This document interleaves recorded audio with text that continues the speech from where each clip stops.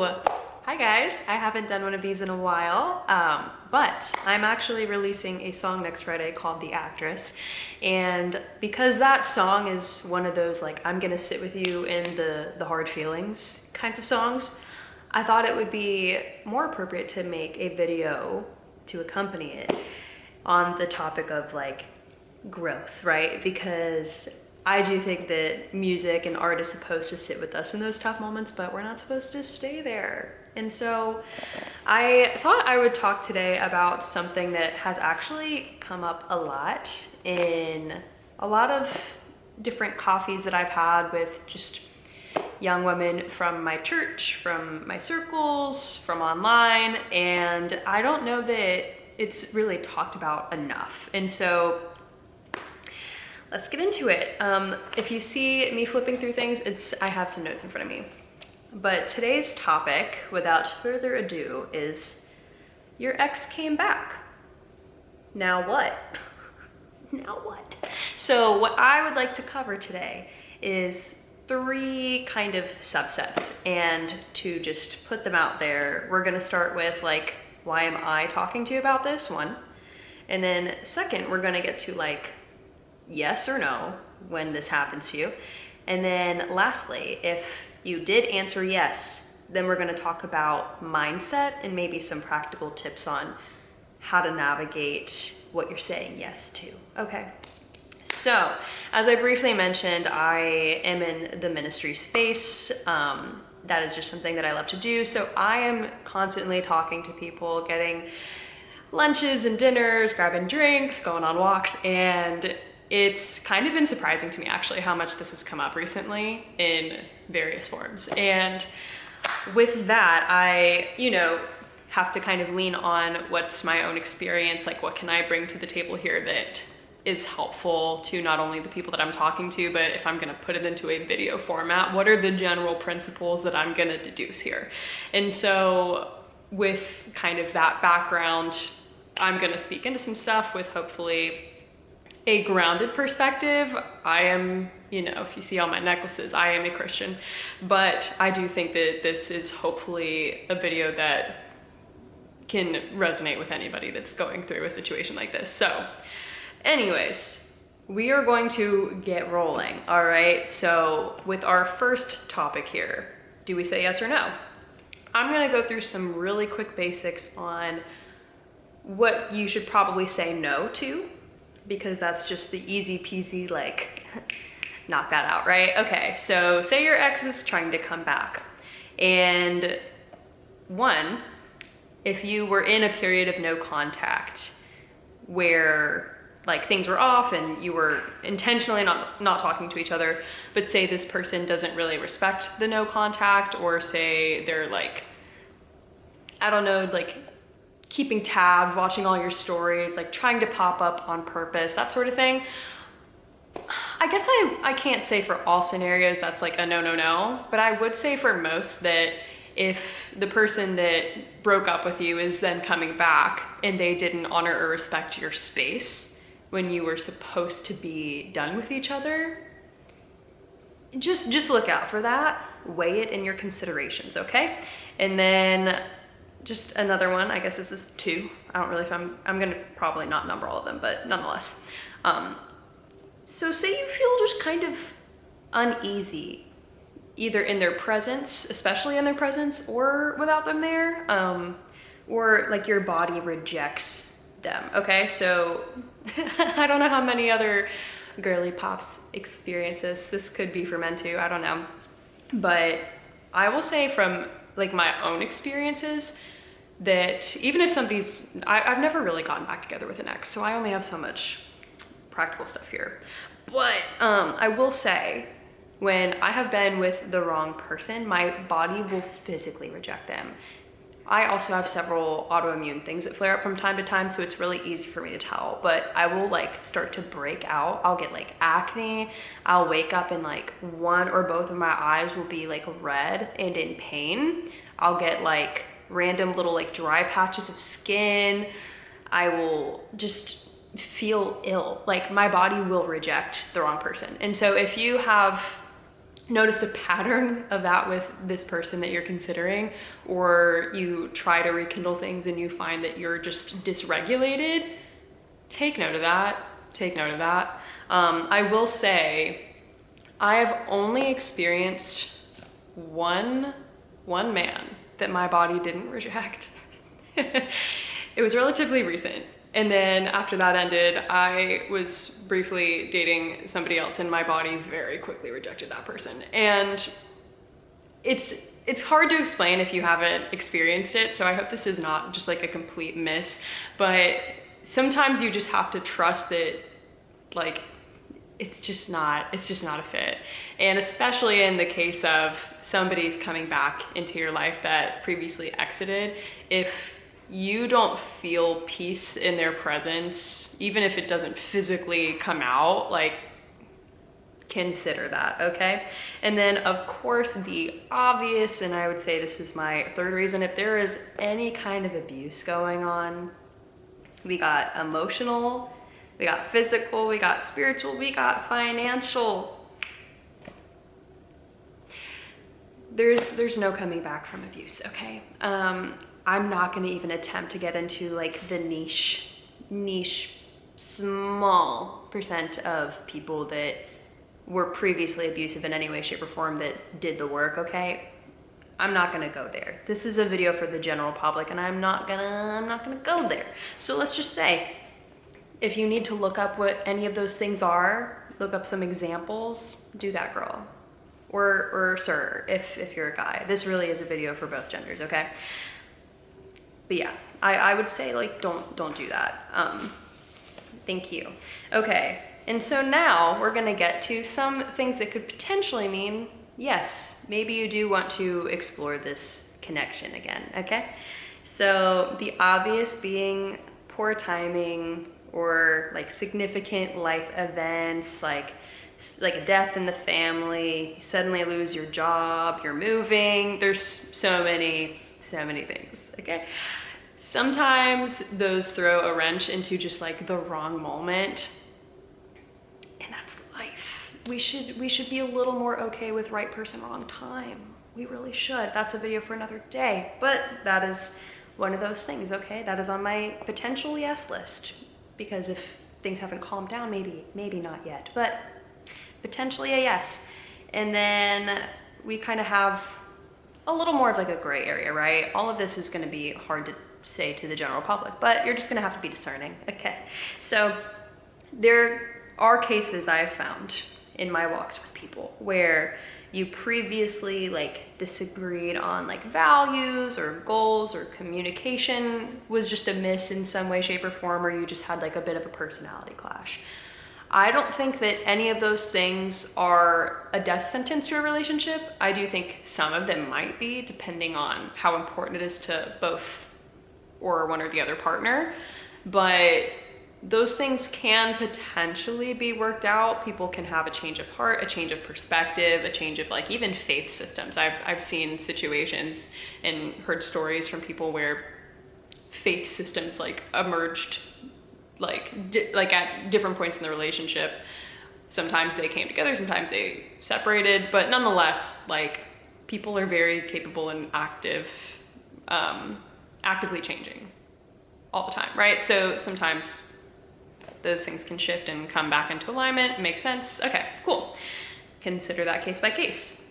And then lastly, I would say you still feel drawn to them. You have those kind of just like good, peaceful feelings when you're physically with them. And I'm gonna notate that a little bit more on this one. So when you are potentially like reconsidering something, I would say you might, I don't want to say this for everyone, but I would say you're more likely to overthink things apart from the person than you are with the person in a scenario like that. So if you find you're a little like unrestful and overthinking and all these things when you're not with them, but then when you're with them, you feel very peaceful, you feel very safe, you feel seen, could be a yes. Could be a yes. Again, be discerning, but okay. So now, again, because I don't want to take forever and ever with this video, And I think maybe the more important part is this last section. So I'm gonna probably spend the most time here. If you are in the yes camp, okay, we're gonna have a nice little honest conversation. So, honest, we're gonna be honest with ourselves, right? What went wrong the first time? And I mean on their end, but also on your end, because I would say like in this situation, it's possible that you're the one who ended it and then they still came back. But more likely than not, they probably ended it and then they're coming back because they're like, ooh, like, why'd I do that? So, that doesn't necessarily mean that just because you didn't end it, that you didn't have some sort of like factor or circumstance in your life that influenced things going the way that they did. Okay.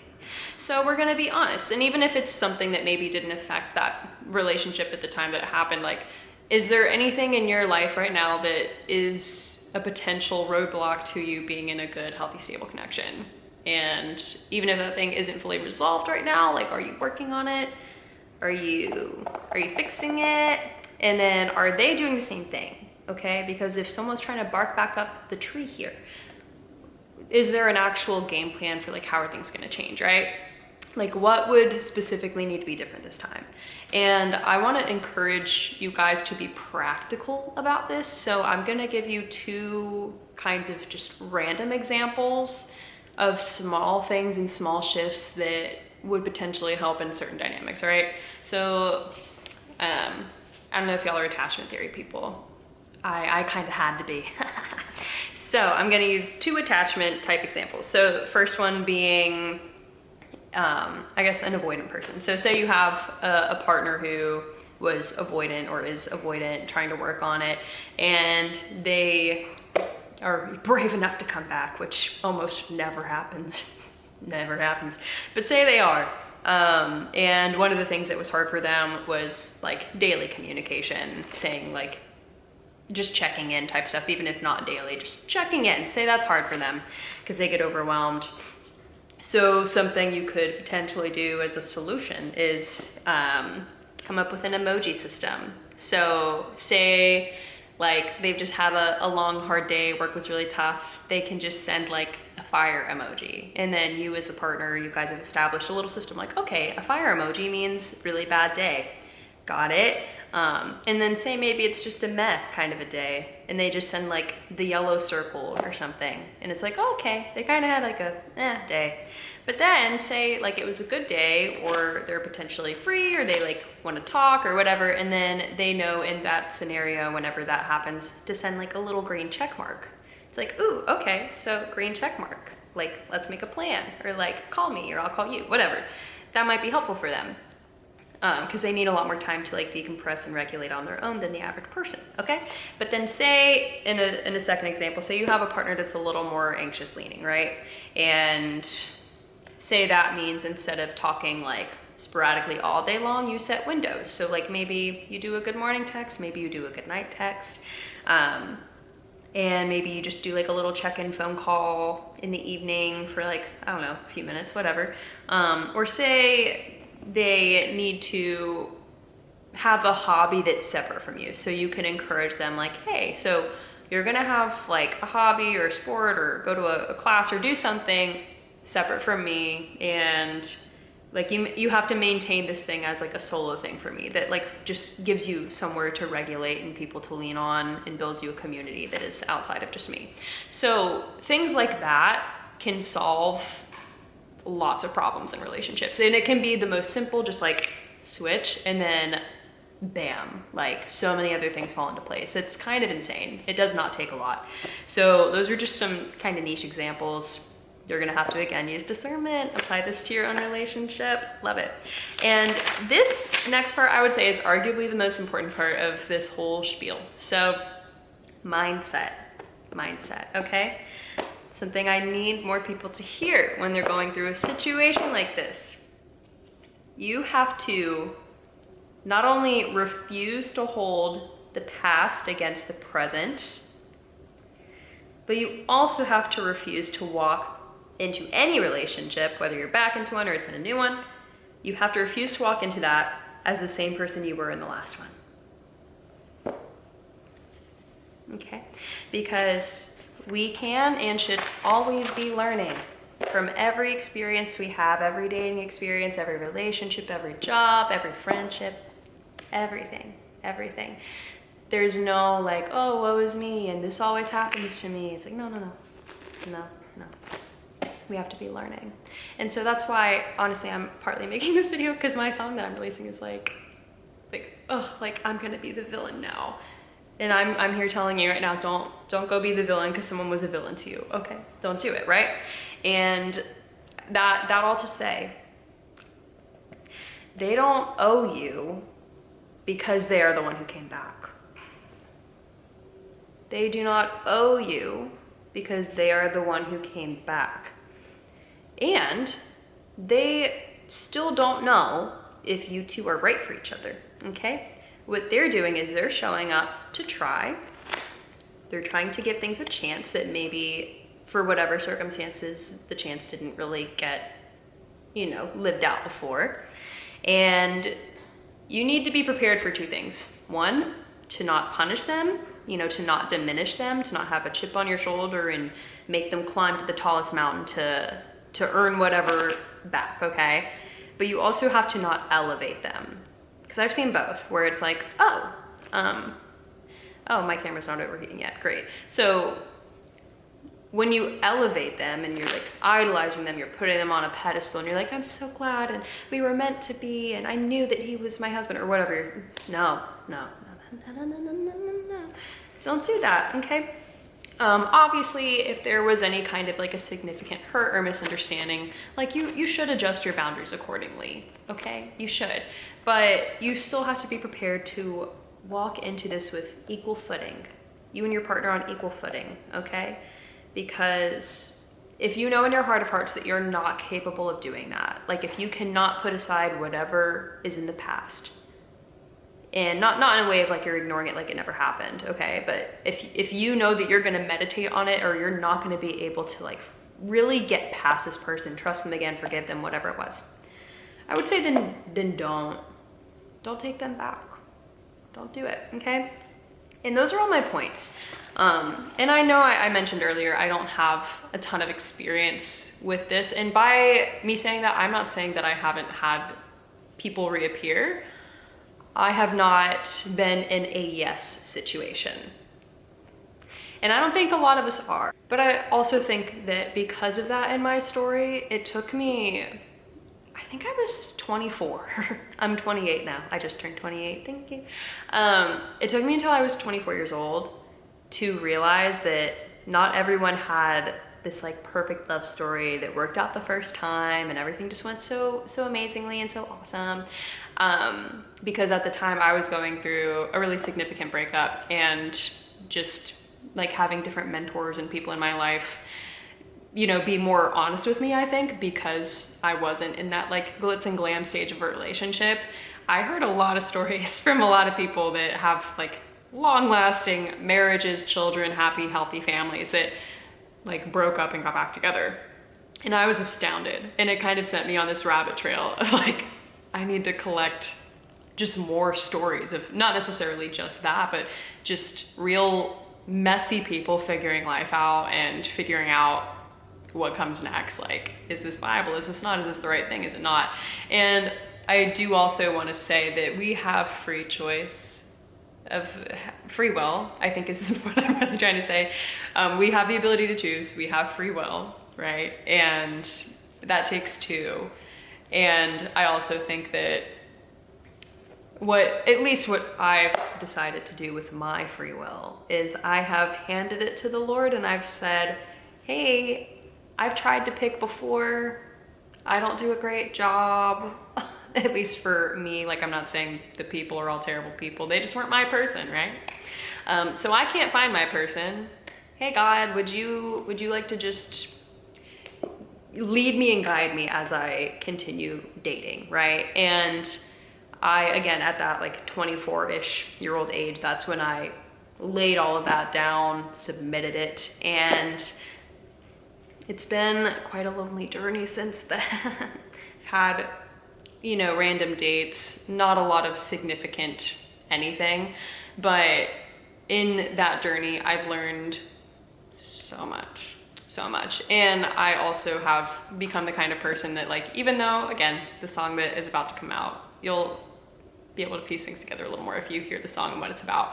But I was this person that would just kind of pour out, pour out, pour out, and then end up empty and then unrecognizable by the end of a relationship.